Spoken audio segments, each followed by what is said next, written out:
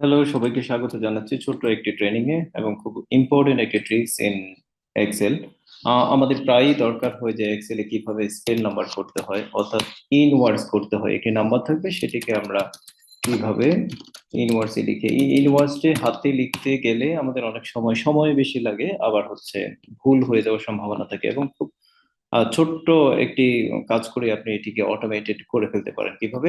Number প্রথমে আপনাকে একটি কোড কপি করতে হবে, যেটি ম্যাক্রো কোড অথবা visual basic code, VB code বলি আমরা। দেন ওই ফাইলটাকে, এক্সেল ফাইলটাকে সেভ করতে হবে with macro, macro enabled file হতে হবে। তো আমি প্রসেসটি দেখাচ্ছি।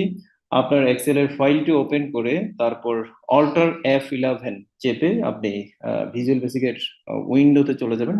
আর যারা ম্যাক ইউজ করেন তারা অপশন F11 দিবেন।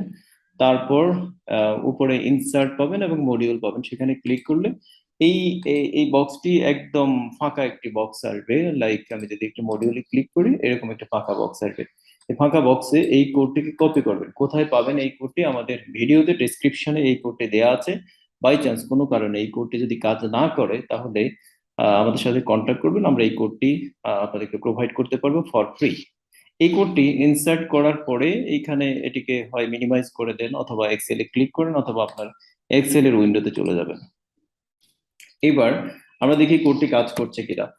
আমরা যে ফাংশনটি লিখেছি সেটির নাম হচ্ছে spell number E7। E7 is our institute name.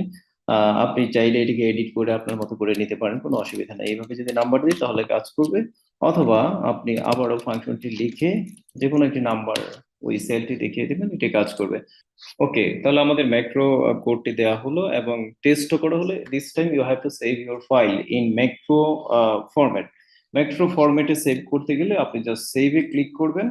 আহ, নতুন ফাইল হলে সেভে ক্লিক করলে বক্সটি আসবে, আর যদি পুরাতন ফাইল হয় তাহলে সেভ অ্যাজ।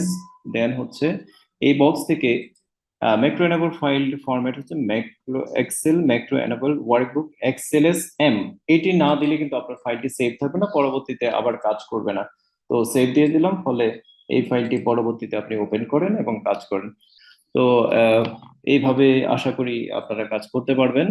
তো কারো কোনো প্রবলেম হলে অবশ্যই শেয়ার করবেন এবং কমেন্টস বক্সে লিখবেন কোনো ধরনের ফিডব্যাকও যদি থাকে। ধন্যবাদ সবাইকে।